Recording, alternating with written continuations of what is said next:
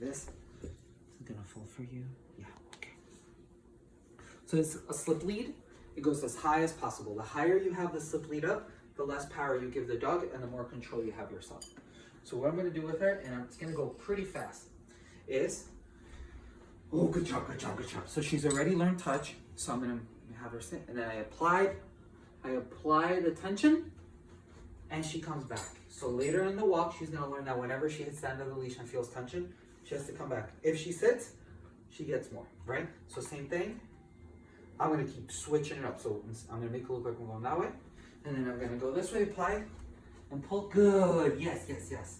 So she's learning every time there's tension. Good, so she was already coming to me, but I still apply tension. So it means the opposite. So I apply tension, she comes to me. Good, mama. Apply tension, she comes to me. We do this a lot. And then as soon as they become really clever to it, they become quick with it, we apply tension, bring it up, sit.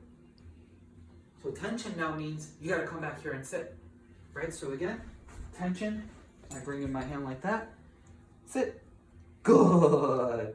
So again, I'm not punishing her, I'm not choking her out, I'm just teaching her, which I know is this like very fine line in seeing what's actually happening, is when you feel tension, follow me. It's the opposite. So if she ever goes in front of me, she's gonna think she's missing out on getting something awesome. So it's loose. I'm gonna call her and pull at the same time. Come. Good. I'm gonna apply tension and say sit. Pressure, sit. And pressure goes up. So you have to teach them, that whenever they go up, I say sit. Good. And of course we did sit with hundreds of rewards first. So there's nothing bad about it. I don't have to choke them out to get them to sit. So it's good. I didn't say anything. So what happens later, guys, and this isn't gonna look great, but I'm gonna show you anyway, is once you do that a few hundred times, see this knot? You just hold the knot right there. I don't look at the dog. I'm not concerned with the dog. The dog's concerned with me. So whenever she feels pressure, what is she thinking? Oh, tension. She's thinking, I'm missing out on food. Let me come right back to him. And if she's right there next to me, when there's tension, they sit. Right? Good job. That was the best. That was the best for such a little punk like you. Yeah. So I hope that makes sense, right? But it's steps. Number one, the simplest walk is don't move when there's tension. Number two, teach them that tension. See that tension? She turned around. Teach them that tension means something good's happening. And you have to make sure you have something better than the world. Food, toys. Number three, which is the best, is come back to my side when there's tension, look at me, sit, and get food, and we keep walking. We keep getting awesome stuff. Once that looks really good, we can name it heel. Okay. Right? Then once, here, come on. So you see the difference there? I haven't shown her that, so I'm gonna teach her again. Okay, come, touch. And you see how I did the hand signal? But without the hand signal, she was a little resistant at first. Because I don't know how many times you guys have actually pulled her to keep her away from something. So you get to work it. I recommend work it here, work it out in the little balcony, the stairs. And it's that same thing I said, go potty, and then work her booty with this. Reps, you know? And it's like, you don't have to go far. This is what, maybe 10 by 10 feet area that we're doing. So I'm gonna just do it a few more times and show you. So it's tension. Good, good, good, good, good, good, good. A little pressure. I'm gonna do tension again. I'm gonna do pressure for a sit. Perfect. It looks good because you guys have done hundreds of reps of the other stuff. That's the only reason why it looks good. This will not work.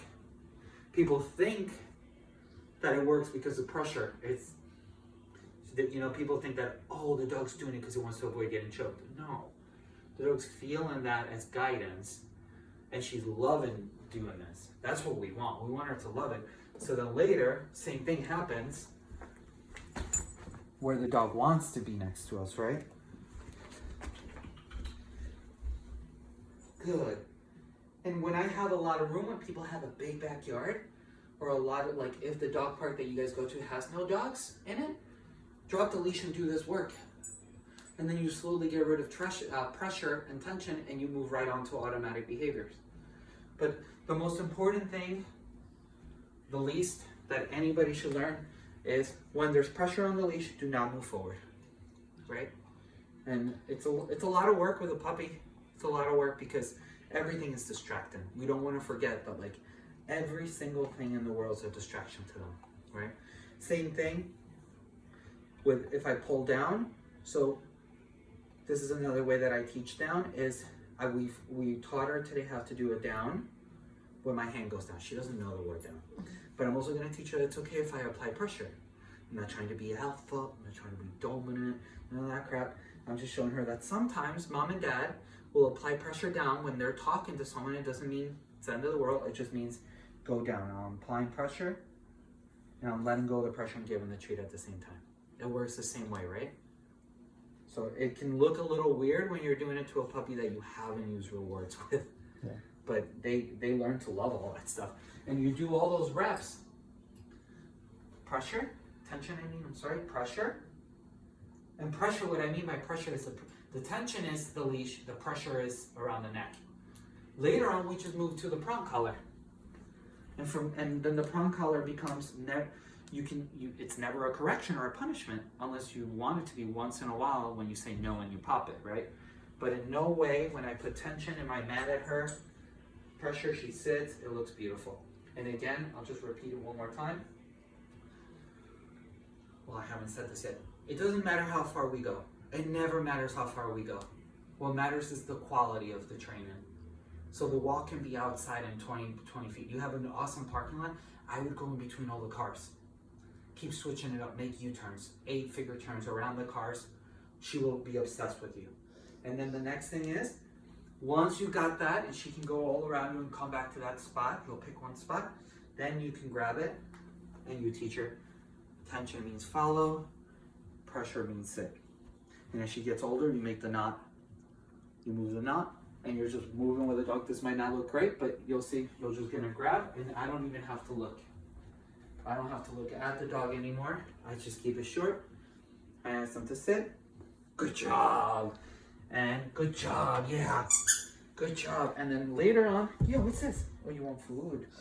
You don't want the toys, do you? You don't want the toys, do you? No? Okay, we'll get your food, don't worry. We'll get you more food. She's so smart. So I hope that makes a little bit of sense. It's adding those things up.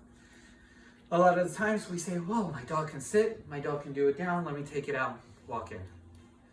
There's no reason. There's no reason to look for quantity when we can work out quality, right? And last thing, that leash, even the huge dogs that are over 120 pounds, 150 pounds, I don't like that thickness. I keep it as thin as possible. So try to get the thinner one if you can.